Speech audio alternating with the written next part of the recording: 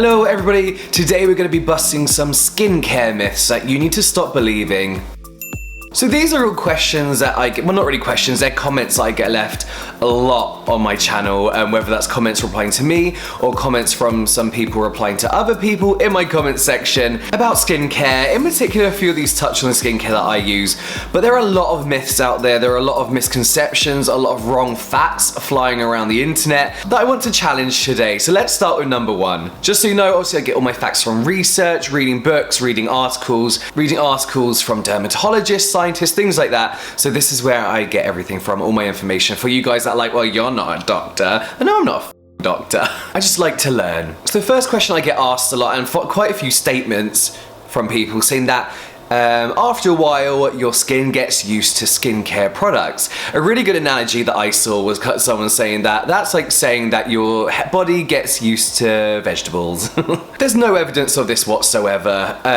Where I think this stems from is when you are using a product that works for your skin, especially when it comes to active ingredients, you see the results very, very quickly. Then after a while, these results slow down, so you're like, shit, these aren't working anymore. I need to switch up my skincare. I kind of see where people are coming from, but that's just not how skincare works. But also bear in mind that your skin can change over time as well. So I mentioned to you guys before that in summer I'm extremely oily, in winter I get like more combination skin. So your skin can change, and that is where you should start switching up your skincare and working out a routine that works for you in that particular season or time period whenever your skin is changing. The next one is one that really gets me, and this is when people say it's much better to use natural or organic skincare than it is chemical skincare. This one drives me absolutely insane because this is a comment I get daily. It's not a question. People always leave a comment saying, if you used organic skincare, your skin would be better. Natural skincare is much better than this. People will leave me comments in the comment section saying, you know, I got dark spots, I've got this, what can I do? People reply, use organic skincare. No, there is no evidence whatsoever that natural skincare is better than chemical. Natural skincare is better than chemical. I say natural because there's no legal, natural doesn't mean anything. Natural doesn't mean anything in skincare. Legally, you can say, you know, anything's natural, basically. It's a massive misconception as well that it's safer for you than chemical skincare.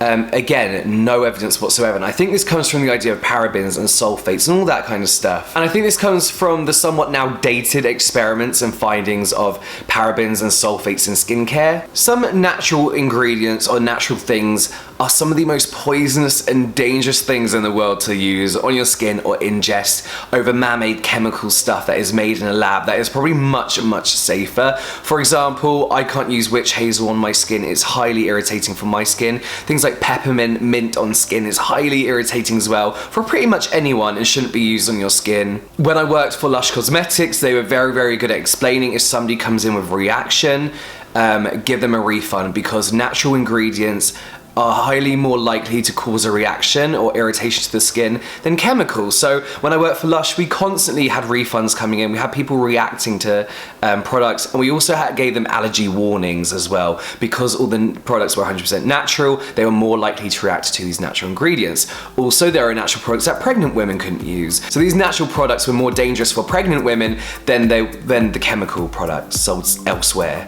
I really can't explain this very well. I've done my research, I've read about it and made my own decision, but what I'm gonna do is gonna link a video down below from a lady called Michelle, and she's from the channel Lab Muffin. She is so clever, like so clever. She has a PhD in, was it chemistry? Yeah, PhD in chemistry, so she really does know what she is talking about. And she explains perfectly why these natural ingredients aren't always the better option to go for over chemical. So please check that out if that's your opinion. If you're one of these people leaving this comment on my channel all the time, check out her video in the description down below. The next one is using too many products on your skin is bad for your skin.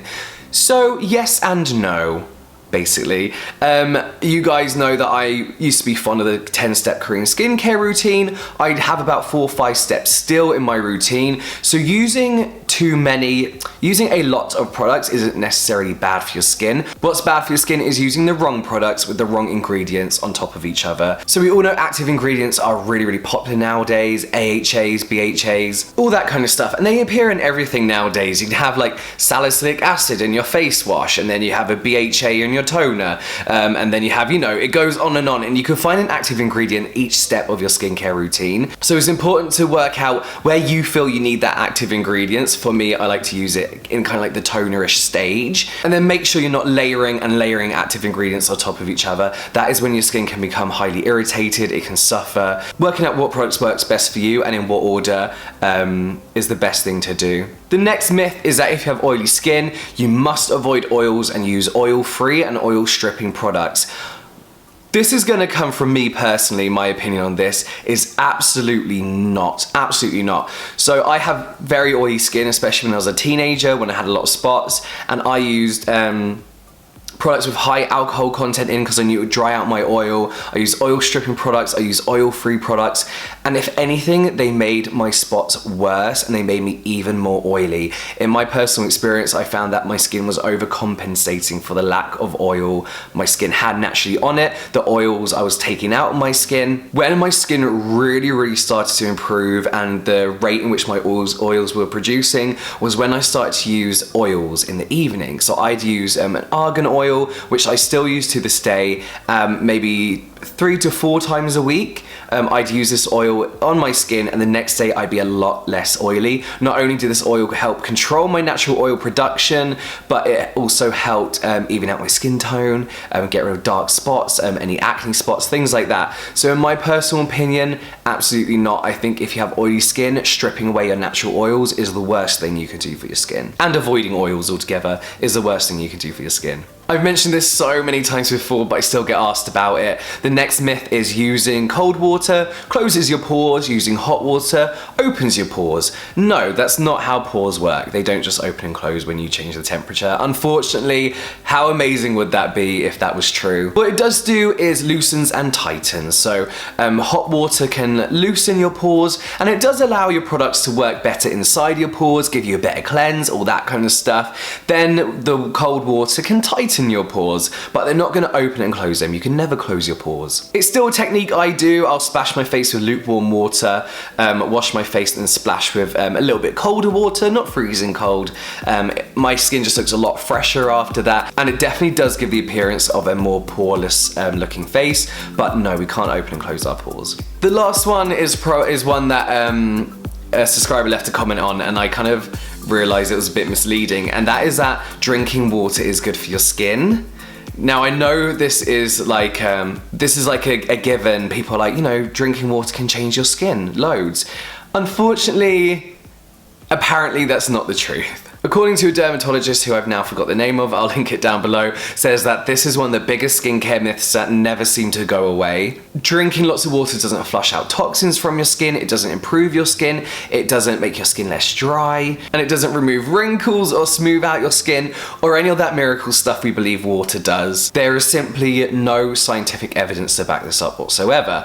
However, what I did find out is that what water does is obviously it's good for us, obviously, because we are 90% water or something, or even more. It does help your organs work properly, and our skin is the largest organ on our body. Yes, it is an organ. So what drinking lots of water does is allow your skin to function properly. So whether that means that it's, I don't know, keep producing its natural oils at a healthy rate, all that kind of stuff. So it does do that, but saying that, your skin is the last organ that water reaches when you drink it. So it's all a bit like everywhere. I'd really like to know more about this, because I was a firm believer in drinking lots of water was good for your skin. It's obviously good for you in general, good for your skin, maybe not so much in the sense that it's going to improve the quality of your skin and the look and appearance of your skin. But that is it, guys. I hope you learned something. I definitely did. If you have any more questions or any more myths that you believe, leave them down below. Let's bust a few together. But that is it from me now, guys. I will see you next time.